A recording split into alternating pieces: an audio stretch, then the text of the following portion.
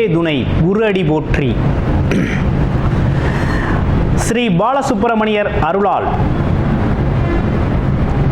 ஆன்மீக அன்பர்கள், நேயர்கள், ஜோதிட அன்பர்கள் அனைவருக்கும் அன்பான வணக்கங்கள்.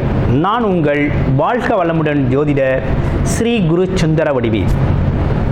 2024 ஆங்கில புத்தாண்டு பலன் அப்படிங்கிறது இப்போ நம்ம கொடுக்க போகிறோம். இந்த புத்தாண்டில் 2025 இந்த புத்தாண்டில் 3 விதமான கிரக பெயர்ச்சிகள் நடக்க இருக்குது. ஒன்று சனி பெயர்ச்சி, இரண்டாவது குரு பெயர்ச்சி, மூன்றாவது ராகு கேதுக்களோட பெயர்ச்சி அப்படின்னு தொடர்ச்சியாக நடக்க இருக்குது. ஸோ இப்போ என்னென்னு கேட்டிங்கன்னா, இந்த கிரகங்கள், அதாவது வருடக்கோள்கள் அப்படின்னு சொல்லக்கூடிய இந்த கிரகங்கள் தான் வாழ்க்கையில் மிகப்பெரிய முக்கியமான விஷயங்களை தீர்மானிக்குது. இப்போ குருன்னு எடுத்துக்கிட்டோம்னா மங்கள நிகழ்ச்சிகள், குடும்பத்தின் பொருளாதாரம் இதை தீர்மானிக்கிறார். குழந்தை பாக்கியம், திருமண யோகம், வாழ்க்கையில் கௌரவம், அந்தஸ்து, இப்படிப்பட்ட விஷயங்கள்லாம் அவர் தான் தீர்மானிக்கப்படுறார். குரு பார்த்தால் கோடி நன்மை அப்படிங்கிற ஒரு அமைப்பு இருக்குது. அடுத்து சனி பகவான் என்ன ஜீவனம் பண்ணணும், என்ன தொழில் செய்யணும், எதன் மூலமாக வருமானம் வரணும், அந்த வருமானம் எப்படிப்பட்ட வருமானமாக இருக்கணும் அப்படிங்கிறத தீர்மானிக்கிறாரு. அடுத்து ராகு கேதுக்கள் என்ன விதமான கர்ம பலன்களை இந்த காலகட்டத்தில், இந்த 1 வருட காலங்கள் நீங்கள் அனுபவிக்கணும், இந்த பயிற்சிக்கு பிறகு 1.5 வருட காலங்கள் அனுபவிக்கணும் அப்படிங்கிறத அவங்க தீர்மானிக்கிறாங்க. ஸோ இப்படிப்பட்ட முக்கியமான சில கிரகங்கள் மாற்றம் அப்படிங்கிறது 25 நடக்க இருக்குது. அதற்கான முழு பலனையும் இப்போ நம்ம பார்க்க இருக்கிறோம். உங்களுடைய ராசி அப்படிங்கிறது காலச்சக்கரத்தின் 12வது ராசி மீன ராசி, மோட்ச ராசி. எதுலேயும் மற்றவங்களுக்காக சேவை செய்யக்கூடிய ஒரு ராசி அப்படின்னு சொல்லலாம். பிறர் உயர்வுக்கு தான் உழைப்பவர் அப்படிங்கிறது மாதிரி. ஆமாம், சர்வீஸ் ஓரியன்டாக ஒர்க் பண்ணுறது அப்படிங்கிறது இவங்களுக்கு ரொம்ப பிடிச்ச விஷயமா இருக்குது. ஆமாம், கல்வி, கேள்வி, அறிவு, ஞானம், புத்திசாலித்தனம் அனைத்தும் நிறைந்திருக்குது. ஆமாம், இப்படிப்பட்ட உங்களுக்கு இந்த காலகட்டத்தில் என்னென்ன கிரகங்கள் இருக்குதுன்னா, இந்த சனி பெயர்ச்சியால் இப்போ ராசியிலே வந்து சனி பகவான் அமர்ந்துட்டார். ராசியிலே வந்து சனி பகவான் அமர்ந்தார் அப்படின்னாலே, இப்போ சனி பகவான் ராசியில் வந்து அமர்ந்துட்டார் அப்படின்னா ஜென்மச்சனி. ஜென்மச்சனினா என்ன மாதிரி அமைப்பை கொடுக்குது அப்படின்னா, உடல் ஆரோக்கியத்தில் நீங்கள் கவனமாக இருக்கணும், உழைப்பை தீர்மானிக்கணும், உடல் சார்ந்த உழைப்பை தீர்மானிக்கணும், உழைக்க தயாராக இருக்கணும், உழைப்பை முன்னிறுத்தி போகணும், உண்மையை பேசணும், சொன்ன சொல்படி நடந்துக்கணும் அப்படிங்கிறது மாதிரி எதிர்பார்ப்பு உடையது தான் இந்த சனி. ஆமாம், நீதி, நேர்மை, நியாயம், உண்மை, தர்மம், இப்படிப்பட்ட விஷயங்கள்லாம் கடைபிடிக்கணும். ஆமாம், உடல் உழைப்பை செலுத்தணும். அதே நேரத்தில்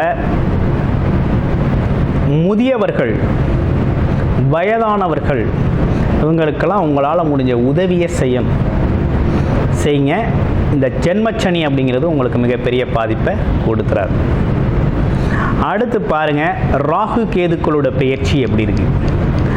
இப்போ ராகு என்ன ஆயிட்டாரு, 12ஆம் இடத்துக்கு ராகு வந்துட்டார், 6ஆம் இடத்துக்கு கேது போயிட்டார்.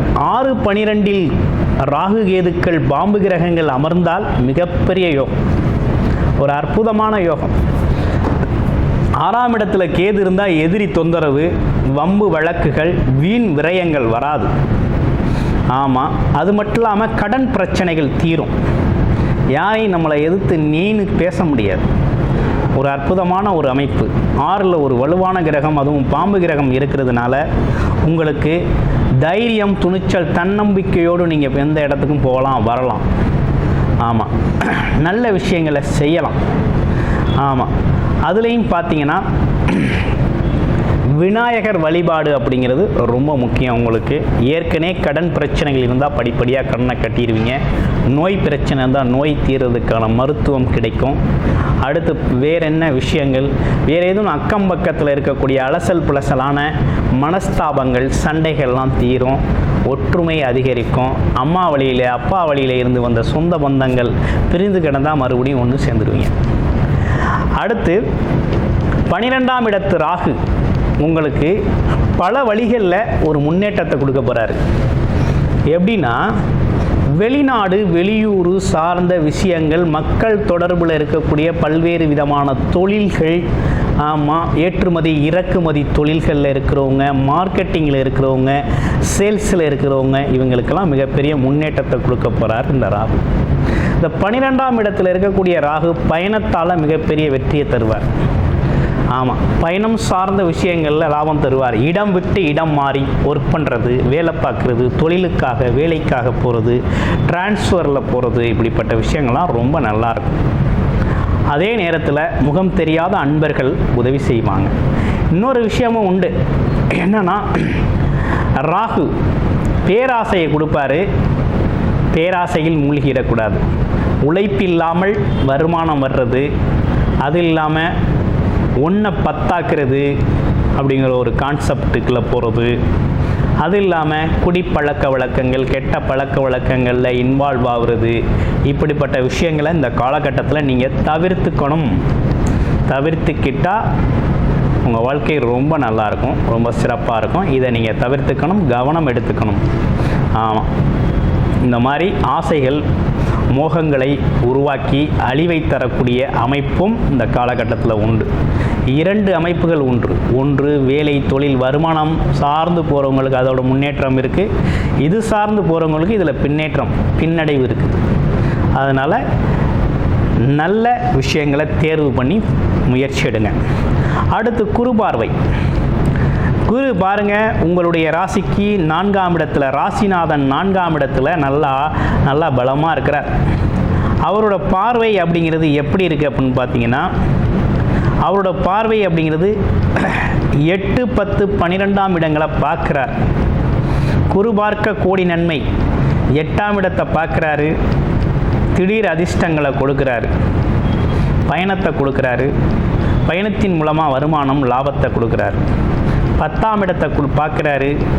பதவி உயர்வு, பட்டங்கள், கௌரவம், அந்தஸ்து, இப்படிப்பட்ட விஷயங்களை உருவாக்குறாரு.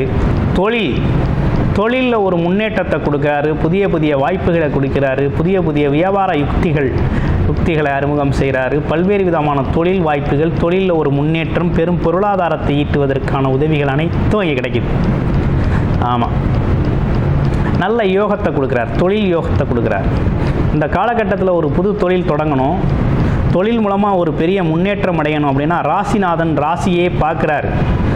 அப்போ உங்களுக்கு ராசிநாதன் யார்? குரு தான். 10ஆம் அதிபதியும் குரு தான். அப்போ இந்த காலகட்டத்தில் அவரோட இடத்தை பார்க்கறதுனால, அவரோட பார்வைக்கு மிகப்பெரிய சிறப்பு இருக்குது. அப்படிங்கிறதுனால ஒரு புது தொழில் தொடங்கணும், நீண்ட நாளாக ஒரு வேலை தெரியும், தொழிலாக பண்ணணும்னா பண்ணுங்கள். இல்லை ஏற்கனவே தொழில் தொடங்கணும்னு ஆசைப்பட்டுக்கிட்டு இருக்கேன் அப்படின்னா தாராளமாக அந்த தொழிலை தொடங்கி செய்யுங்க. ஆமாம், எந்த தொழிலை செஞ்சாலும் அந்த தொழிலில் ஒரு அறத்தோடு செய்யுங்க. ஆமாம், அந்த தொழிலில் உங்களோட சக்ஸஸ் ஃபார்முலாவோட ஆரம்பிங்க. தாராளமாக வெற்றி அடையலாம். இது உங்களுக்கான வாய்ப்பு, உங்களுக்கான நேரம். வேலை, தொழில் வியாபாரம் தொடங்குவதற்கான அருமையான ஒரு அமைப்பு அப்படிங்கிறது இந்த வருஷத்தில் உருவாகியிருக்கு. சக்ஸஸ்ஃபுல்லாக முன்னேறலாம். 12ஆம் இடத்தை பார்க்குறாரு. வெளிநாடு வெளியூர் பயணங்கள், ஒப்பந்தங்களாக போகிறது, எக்ஸ்போர்ட் பிஸ்னஸ் பண்ணுறது, அதே போல் பார்த்திங்கன்னா போக்குவரத்து துறையில் ஒர்க் பண்ணுற அனைவருக்குமே மிகப்பெரிய முன்னேற்றத்தை கொடுக்கக்கூடிய காலகட்டமாக இருக்குது. டிரான்ஸ்போர்ட் தொழில்களில் இருக்கிறவங்க, ஆமாம், பயணத் தொழில்கள் அனைத்துமே மிகப்பெரிய முன்னேற்றம் தரக்கூடிய காலகட்டமாகவும் இருக்குது. ஆக மொத்தத்தில் மீனராசி அன்பர்களுக்கு இந்த காலகட்டம் அப்படிங்கிறது மிகப்பெரிய நன்மைகளை தரக்கூடிய பொற்காலமாக அமைஞ்சிருக்கு. பொருளாதார முன்னேற்றம், தொழில் வளர்ச்சி, வருமானம், ஆமாம், பயணங்கள், வெளிநாடு யோகம் அப்படின்னு பல்வேறு விதமான யோகங்களை கொடுக்கக்கூடிய அற்புதமான வருடமாக இந்த வருடம் இந்த 3 விதமான கிரக பயிற்சிகளால் மிகப்பெரிய முன்னேற்றத்தை நீங்கள் சந்திக்கக்கூடிய அனைத்து வாய்ப்புகளும் இந்த கோச்சார நிலைகளில் நிரம்பி இருக்குது. நன்றி, வணக்கம், வாழ்த்துக்கள்.